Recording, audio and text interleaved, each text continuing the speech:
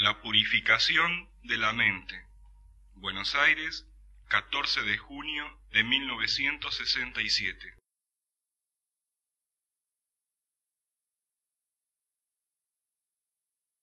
La mente nuestra es el instrumento de percepciones. Para la mayoría de la gente, esa mente percibe sensaciones e ideas. Los maestros grandes dicen que la mente tiene dos caras.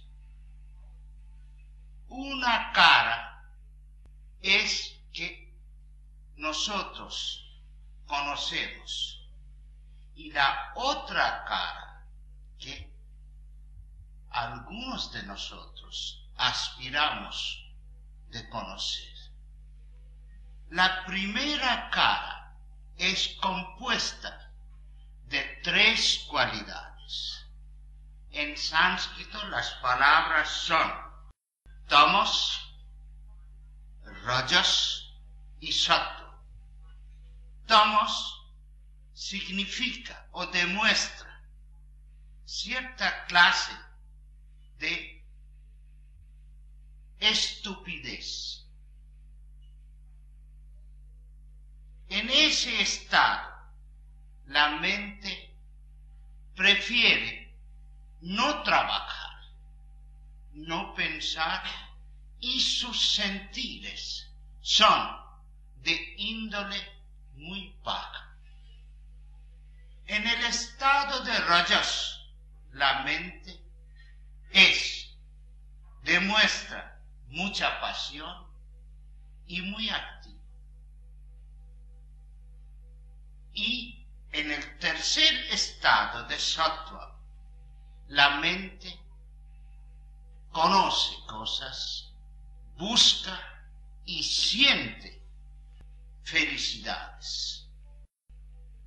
Todas las cosas en este mundo, para el ser común, que no conoce la otra fase de la mente, que aspira, todas las cosas, aun muy grandes, son percibidas por la mente con esa cara.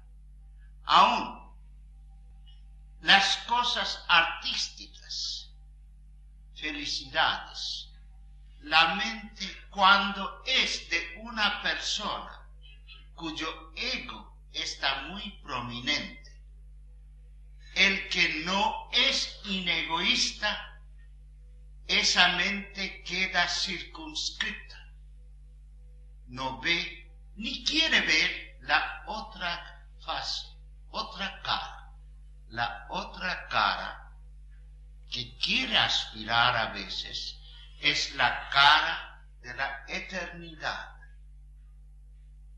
Toda nuestra percepción en cualquier plano de conciencia, conciencia corpórea, conciencia un poquito más profunda y más duradera, conciencia en el campo de ideas, todo eso queda en el reino de tres cualidades.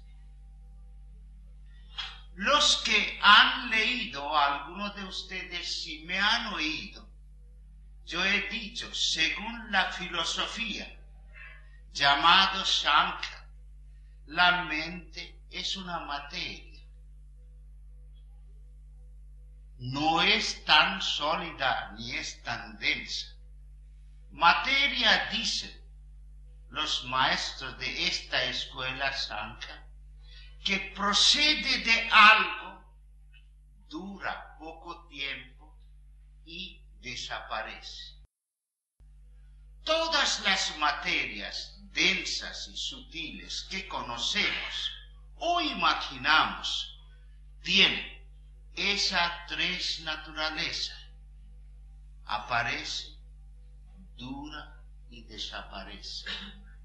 La escuela budista, siguiendo la palabra de Buda, conoce y ellos describen todo pensamiento, todas las cosas sólidas, líquidas o gaseosas, tienen apariencia, corta duración y desaparecen.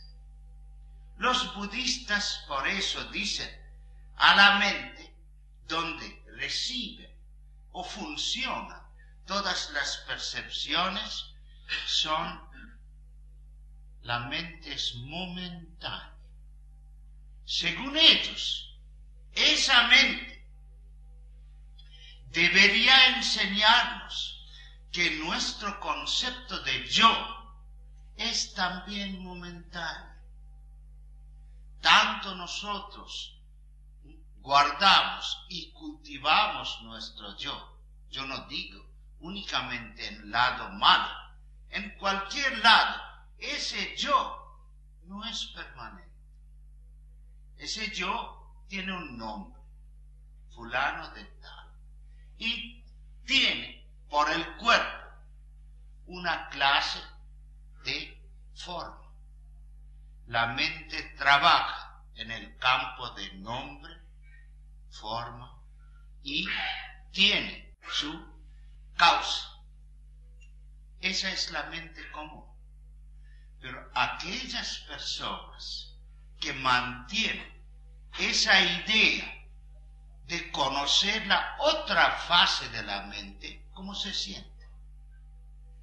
La gente no queda satisfecha por pequeños gustos, pequeñas ideas que les da alegrías o felicidades momentáneas. Ellos quieren que esos gustos o alegrías deben permanecer, deben ser eternos. Pero muchos no piensan muy profundamente.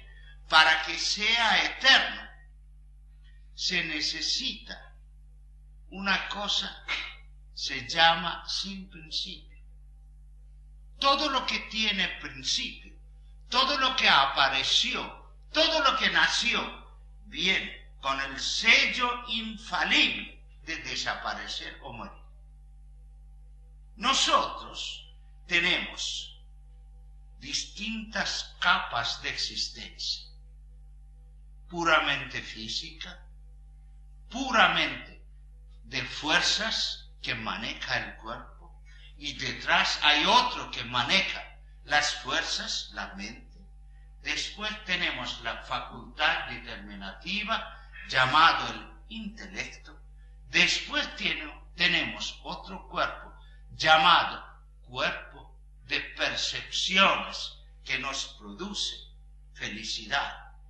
Detrás de ese quíntuple cuerpo tenemos el ser que somos. Ese ser es desconocido, pero hay personas que no quedan contentos, aún teniendo grandes aspiraciones satisfechas. Ellos quieren aquel estado que siempre está. Aquel estado que no comenzó nunca. Aquel estado que no terminará jamás.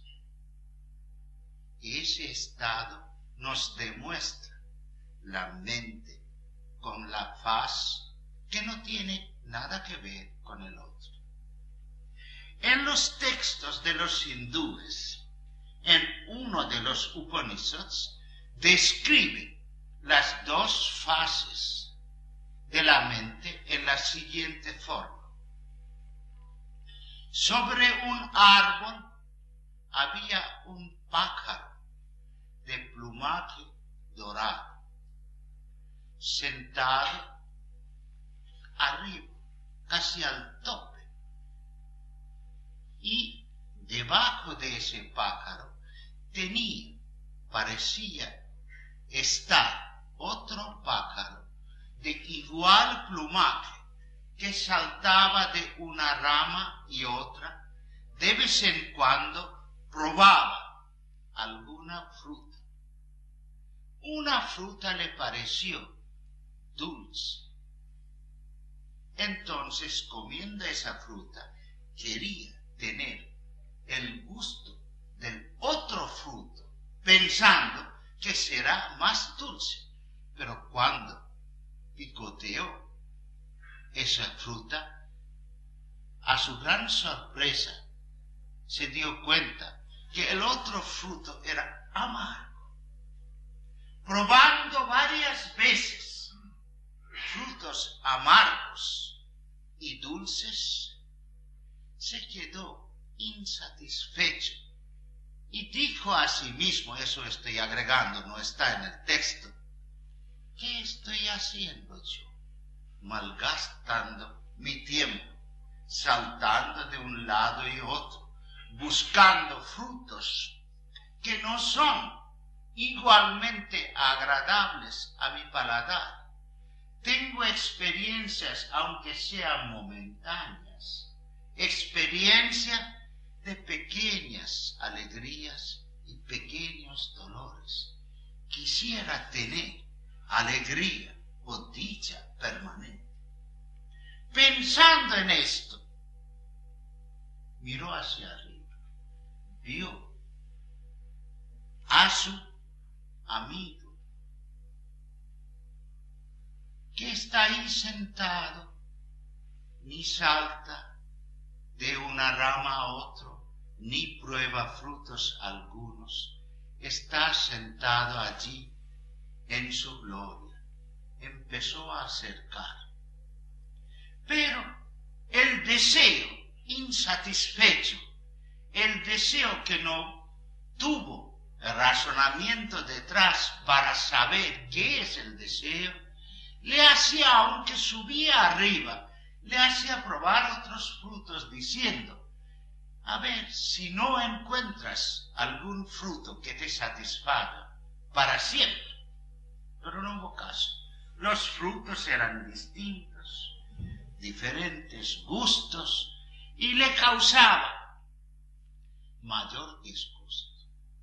Al final quiso subir a esa rama para preguntar quién era aquel que le parecía igual en el plumaje y el tamaño.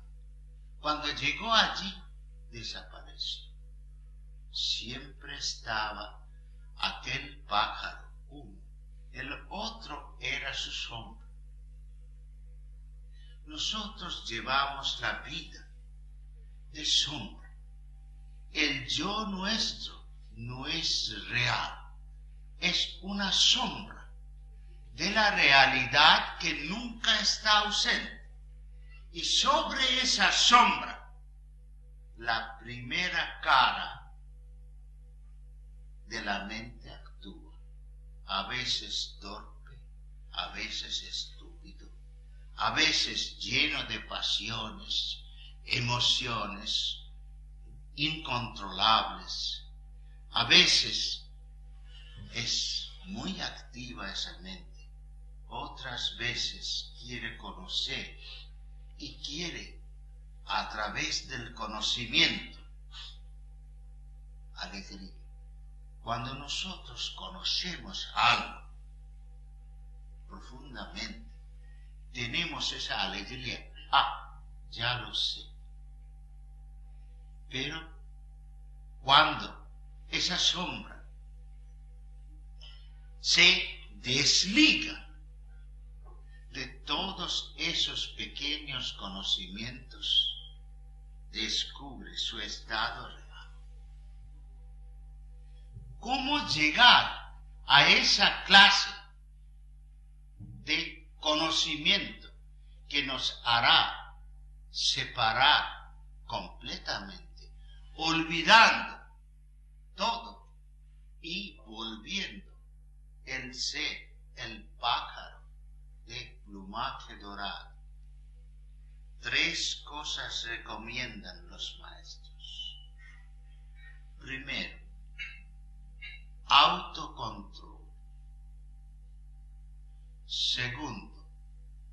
no dañar a nadie, ni por acción ni por pensamiento.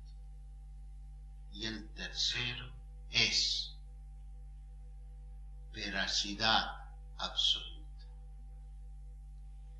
Autocontrol, control de sí mismo. ¿Por qué autocontrol?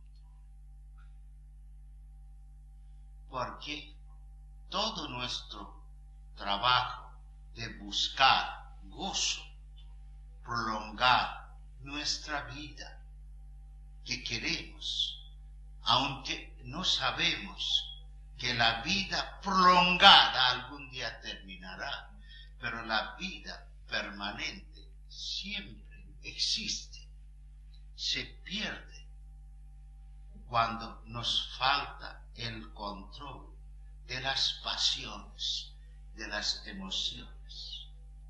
Control, no ausencia.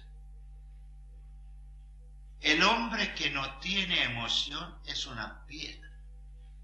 El hombre que no tiene pasiones que puede aplicar para cosas buenas, para la mejoría de sus semejantes. El hombre que no tiene la idea de inegoísmo activo, ese hombre está a un nivel muy inferior. Semeja mucho a algunos animales. Es un pobre hombre. Ustedes, cuando quieren decir en términos de desprecio sobre una persona, dicen pobre hombre, pobre desdichado. El hombre a quien falta el control es un desdichado. No se olviden, nunca recomiendan, y yo no lo les pido, que tienen que ser duros. No deben tener emociones buenas, ni deben privarse de pasiones cuando son puestas para el bien de los demás. Segundo, no debemos dañar a nadie. ¿Por qué solo? ¿Por qué? Porque si queremos aspirar de ver y luego ser la otra fase, otra faceta de la mente, debemos saber una cosa: la existencia es única. No hay varias existencias, no hay muchos seres, hay un solo ser que aparece como mucho. Así que si queremos dañar a uno, estamos dañando a uno mismo, a sí mismo. Un mal pensamiento, enojo, codicia, envidia, todo eso debilita, yo diría denigra a un ser que aplica esos para los demás. El ser que todavía no ha llegado a la cumbre de su experiencia debe andar de peldaños noble, más noble y más noble. No de error a la realidad. Nosotros estamos progresando de la realidad menor a realidad mayor. Eso debe ser nuestra norma. Ahora, la tercera cosa que debemos practicar es la veracidad absoluta. La verdad, vemos una cosa, vemos una parte. oímos una cosa, sentimos, según el estado previo que convierte al estado del sentir aquel momento. Son verdades, pero relativas, no duran mucho. El que quiere buscar la eternidad debe aprender, o debe comprender primero y luego aprender, que necesita profundizar. Debemos saber todos nosotros los diversos aspectos de la única verdad que existe. No hay dos verdades, hay miles de aspectos de la única verdad. Esa verdad lleva un nombre para nosotros, que es absoluta existencia, absoluta conciencia y absoluta dicha. Sat, Chit y Ananda. Es absoluto. Y luego un practicante adelantado llega a sentir muy profundamente lo que es Sat, lo que es la existencia, es a su vez la conciencia, Chit, y también es la dicha, Ananda. No es que existencia, después conciencia, después dicha, no. Al principio parece, son tres cosas.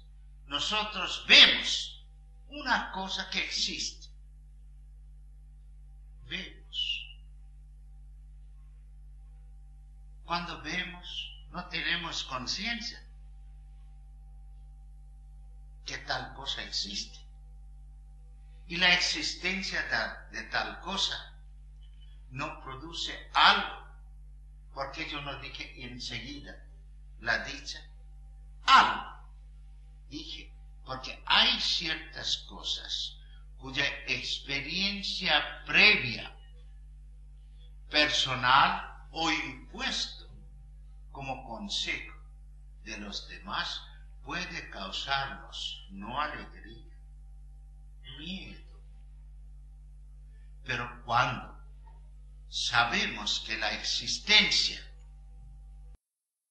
es completamente percibida, vencemos las opiniones parciales y erróneas, y esa existencia que es convertida en la conciencia se vuelve a ser la dicha. Por eso los maestros definen al ser. ¿Qué es el ser? ¿Qué quiere decir ser? Ser es aquello que existe. No existió, no existirá, existe. Ahora, usted quiere calcular el tiempo y colocarlo en el campo de tiempo. Sí, existió para siempre. Y existe permanentemente y seguirá existiendo para la eternidad. No queremos todos nosotros un estado donde no hay muerte. Los admiradores, ocultores del primer estado o primera fase de la mente, nunca, jamás tendrán ese estado de inmortalidad, porque ellos mantienen a la mente moviendo, según los budistas, kshanika, momentáneo. Tenemos que ser amantes de la eternidad, de la permanencia. Entonces, nunca tendremos pequeñas satisfacciones, tendremos el conocimiento que aparentemente las pequeñas satisfacciones son burbujas de la dicha eterna. Y nosotros con mucha facilidad dejaremos identificarnos con las burbujas y sumergiremos en el océano mismo, que es la otra fase de la mente, la fase eterna. Hace mucho, en año 34 creo, di algunas clases, no conferencia pública, explicando los estados de la primera fase de la mente. Voy a recordar para decir hoy, para aclarar. La gente quiere que este cuerpo siga existiendo. Entonces busca alimento. Hace experimento con alimentos. ¿Cuántas clases de alimentos son recomendados? No vayan a pensar que hay carnívoros y hay vegetarianos solamente. Hay de cosas. En la India, en provincia de Bengala por lo menos, que yo conozco bien, publican un calendario diario donde prohíben y recomiendan ciertas clases de comidas para un día. Y ellos dicen, todo estoy diciendo ellos dicen porque yo no sé el por qué. Ellos dicen, esas comidas son recomendadas por que se ajuste a las influencias de distintos astros que están en distintas esferas. Yo había leído, algunas veces quise seguir 1 o 2 días, después me di cuenta, las frutas o las verduras recomendadas no existen, o es muy difícil de conseguir. Entonces me di cuenta que si yo no quiero que prolongue mi cuerpo, no prolongar la existencia del cuerpo, ¿para qué tengo que seguir ese calendario que hoy tengo que comer un poquito de zapallo, mañana un poquito de espinaca, eso, aquello? Yo soy amante de la permanencia fuera de la existencia corpórea. De ahí, sin saber, se me murió el deseo. Todo eso fue antes de llegar a los pies de los grandes swamis, que nunca me recomendaron, ni nadie a la organización, las prácticas de Hatha Yoga, que quieren mantener un cuerpo, ¿no?, que vive durante largo tiempo. Pero cuando uno no tiene la experiencia, que es la realización propia, que nunca se cambia, uno tiene cierta clase de picazón mental. Puede ser que haya resultados duraderos del cuerpo. El bondadoso, misericordioso Dios me arregló ese asunto. Después de haber ingresado en la organización, una vez en la ciudad, llegué a tener la noticia que muy cerca de la casa de un médico que me curó y se hizo amigo mío, había llegado y momentáneamente está residiendo un yogi se llamaba Tibbati Baba, padre de Tibet, que tiene más de 700 años de vida. Cuando el doctor, con cierta sonrisa, el doctor era recibido en la Universidad de Calcuta, después en universidades 2 o 3 de Norteamérica, con cierta clase de sonrisa, me dijo: Swami, ¿no quiere ir a ver a Tibbati Baba? Yo dije: va, ¿qué me importa? 600, 700 años. Yo tengo 28 años y soy sano. ¿Qué me importa?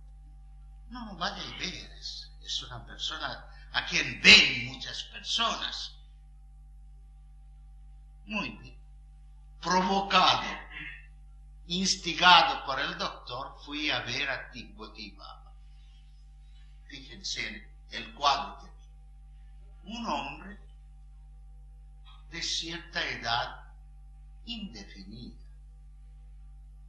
pero hacia el lado de vejez estaba sentado allí, y unos 30 o 40 personas con mucha humildad estaban sentados. De vez en cuando uno de ellos decía: Padre, yo tengo cierta clase de dolencia intestinal. El padre se levantaba su cabeza y tenía un pote ahí, de ahí 4 o 5 pildoritas. Toma, hijo. A otra clase de dolencia, otro. Pero estos han venido. Deberían ir al doctor, pero quieren no pagar nada, o pagan que se... no sé. Ese Tibbati Baba cobra o no, no sé. Me quedé sentado para no salir. Después, poco a poco, cuando fueron la gran mayoría de la gente, yo me acerqué a ese Tibbati Baba. Yo le dije: Swami, ¿es cierto que usted tiene más de 600 años? Él me miró. Me dijo: ¿te importa mi edad? Dije: a mí no, es curiosidad. Yo quería saber por sus propios labios que usted me diga qué edad tiene. Bueno, ¿cuál es tu segunda pregunta? Me dijo. Mi segunda pregunta es: en 600 años, usted debe haber logrado la visión divina. Se quedó un minuto.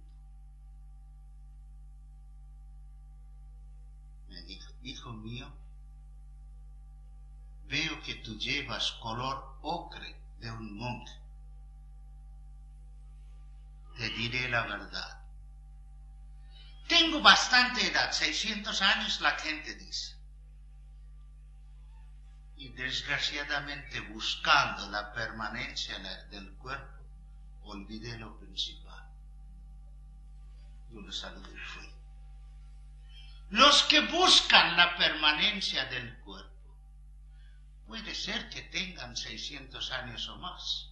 Yo no sé los secretos y resultados de las prácticas de Hatha Yoga. Pero aquí, no sé, ustedes tienen, allá en la India tenemos ciertas clases de árboles llamados bañano, que tienen más de 1000 años de vida. Pero son árboles. Teniendo 100 años de vida, si no aprovechan, no profundizan, no dominan las pasiones y emociones, no dejen de dañar al prójimo, no se establecen en la verdad, ¿qué han hecho? Han pasado los 3 clases de estado: tamas, rajas y sattva. Algunas veces su mente había portado como una estúpida, que no se movía, haragán, otras veces muy activa, lleno de pasiones, lleno de emociones, muchas imaginaciones. Quiero hacer esto, quiero hacer aquello, pero sin la dedicación. Y otras veces han pasado por estados de pequeños conocimientos y sus correspondientes felicidades. Pero ¿qué es lo que ha logrado? Se puede preguntar a cada uno de estos. Esos aspirantes de la permanencia corpórea. Muy bien, todos no somos puramente corpóreos, pero comúnmente somos criaturas de la mente y criaturas del cuerpo. La mente piensa. En la mente surgen los deseos. Todos los deseos son figuras de no satisfacción. El hombre que desea solo para sí mismo cosas demuestra que no ha llegado a la plenitud. Pero hay hombres que no tienen esa clase de deseos personales, son dedicados únicamente para traer el bienestar en todas partes, en todas las escalas de vida humana.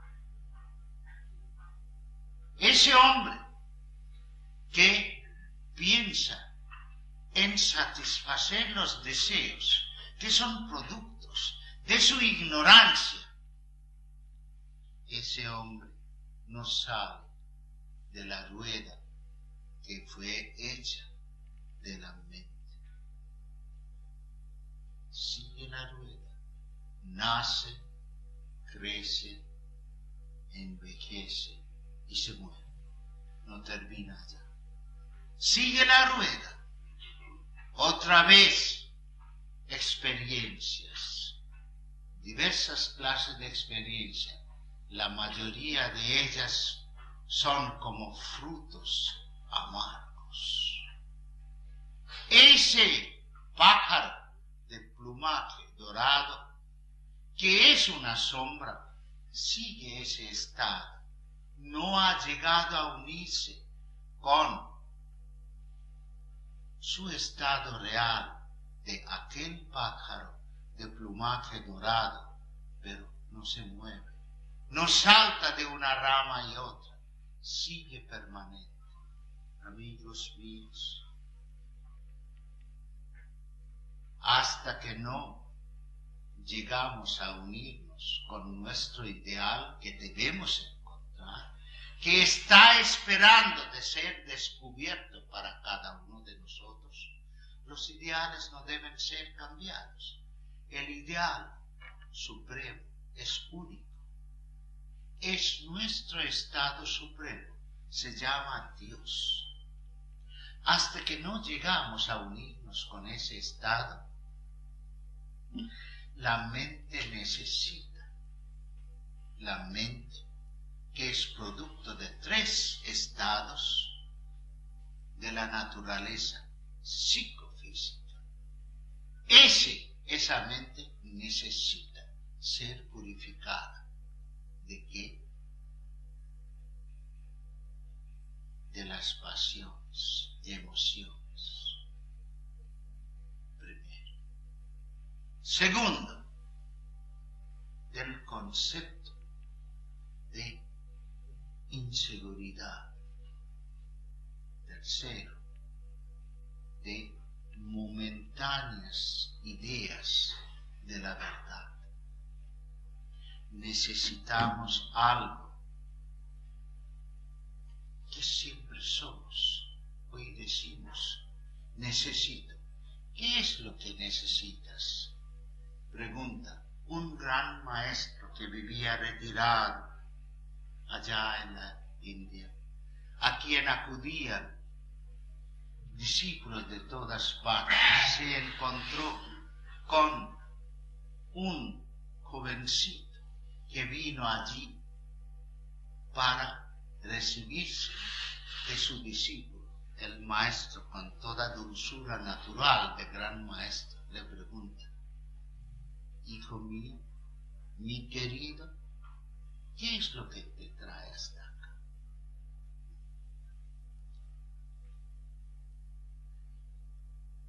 El chico dijo: me han dicho que usted da el conocimiento. Maestro dijo: ¿te han dicho que yo doy conocimiento? Sí, maestro, me han dicho que usted me da el conocimiento. Maestro se sonrió y dijo: en parte tienes razón, pero en parte no. Yo no doy. El conocedor se manifiesta y su manifestación es el conocimiento.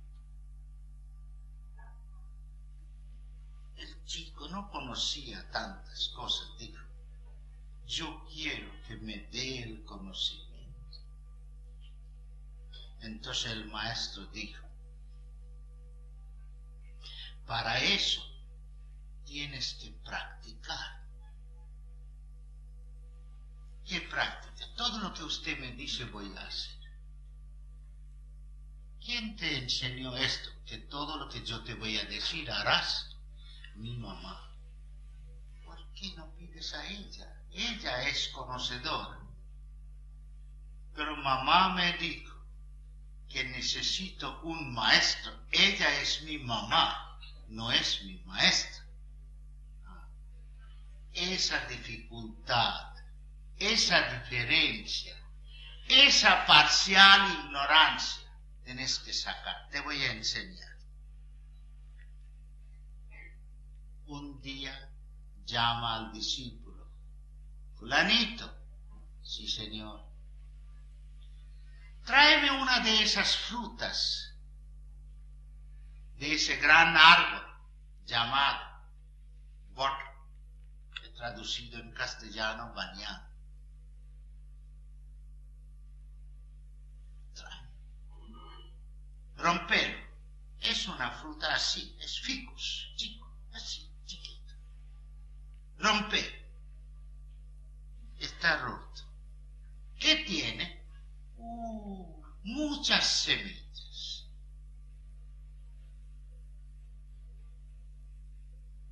Rompe una semilla. Está roto. ¿Qué tiene? No veo nada. ¿Alguien te ha dicho, querido mío, que cada semilla tiene adentro un árbol tan grande como esto? Sí, eso me han contado. Así que te das cuenta, lo que es grande en potencia queda como chico. Tú eres chico, mañana serás grande. Hoy tú has venido a pedirme que te dé el conocimiento. ¿Por qué? Porque tú eres el futuro conocedor. Hay otros. Hubieran ido a otra parte que le enseñe cómo tirar la flecha, cómo hacer el comercio, pero tú has venido a pedirme que yo te dé el conocimiento. Así que el primer conocimiento que tú encontraste, yo te ayudé del costado. Que una semilla pequeña, más pequeña que un grano de mostaza, en sí contiene el futuro gigantesco árbol. Tú, el pequeño, eres el futuro permanente existencia. Quiero ser maestro eso. El chico ahí practicó lo que dije: autocontrol, no dañar a nadie y la veracidad absoluta. Si ustedes piensan un poquito profundamente, verán todos los fracasos que han tenido fue por falta de autocontrol, por causa de dañar a otros y alejarse de la verdad. Practiquen, amigos míos, la vida humana es una bella existencia. Háganla brillar más.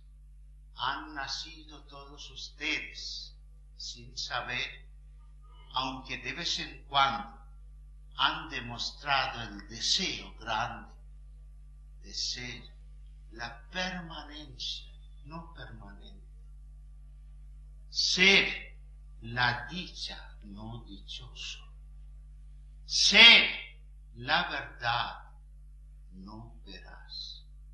Logren ese estado, que tengan esa realización. Que Dios les bendiga.